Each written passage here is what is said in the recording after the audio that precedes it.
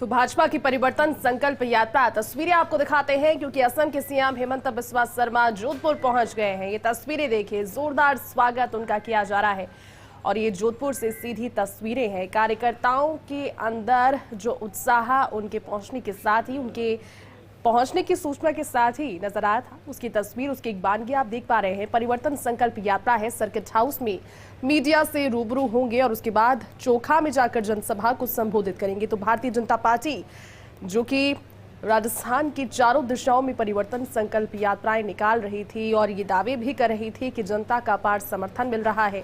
आने वाले चुनावों के लिहाज से कितना इंपॉर्टेंट है ये समय बताएगा, लेकिन अब चूंकि समापन की ओर ये परिवर्तन यात्राएं हैं, 25 सितंबर को खुद प्रधानमंत्री नरेंद्र मोदी जयपुर में इन परिवर्तन यात्राओं का विधिवत समापन करने वाले हैं। लेकिन उसी बीच जोधपुर से आपको ये तस्वीरें दिखा रही हैं। अब देखिए, स्टार प्रचारक किसी न किसी वे में आपको तस्वीरों में नजर आते रहेंगे, क्योंकि चुनाव है। काउंटडाउन एक तरीके से इसे समझकर आप चलिए। असम के सीएम हैं हेमंत बिस्वा शर्मा, जो कि जोधपुर पहुंचे हैं और जोधपुर पहुंचे ये सीधी तस्वीरें जब उनका स्वागत किया जा रहा है।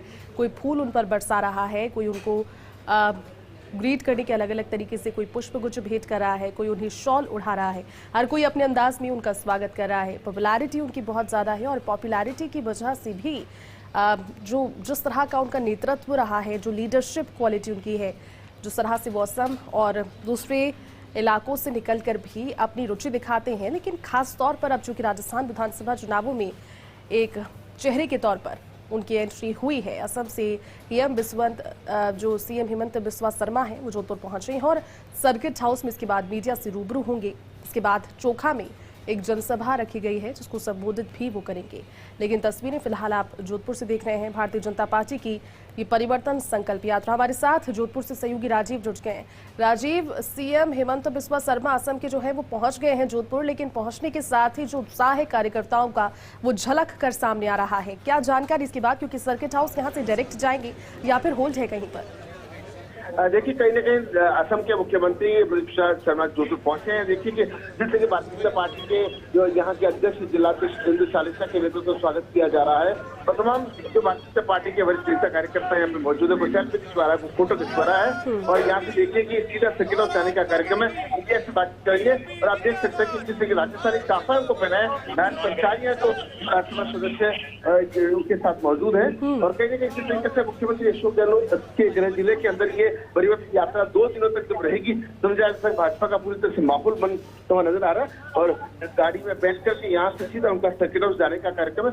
सर्किट हाउस इस तरीके से वहां जाकर के और वो प्रेस को संबोधित करेंगे और कहने का इसी तरीके से जोधपुर के अंदर ये 2 दिन परिवर्तन यात्रा है। समझा जा सकता है कि इसका बहुत जो बड़ा है वो संदेश जाने वाला है और तस्वीर देख सकते हैं यहाँ से वो सीधे सर्किट हाउस के लिए रवाना हो चुके हैं। जी बिल्कुल राजीव, ये बड़ी इंटरेस्टिंग चीज है, क्योंकि सीएम अशोक गहलोत का गृह जिला है, करीब उनके दिलों के है, एक अच्छी बैठ रही है हमेशा से और अब उसमें भारतीय जनता पार्टी चूंकि एक तरीके से सेंध लगाने की कोशिश कर रही है और स्टार प्रचारक अब नजर आते रहेंगे राजीव।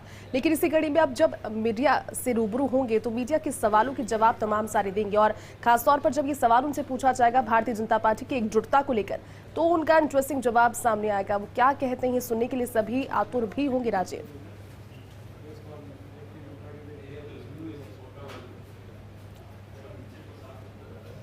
तो देखिए, सर्किट हाउस में इसके बाद में मीडिया से रूबरू होंगे और चोखा पहुंचकर फिर एक जनसभा रखी गई है उसको संबोधित करेंगे।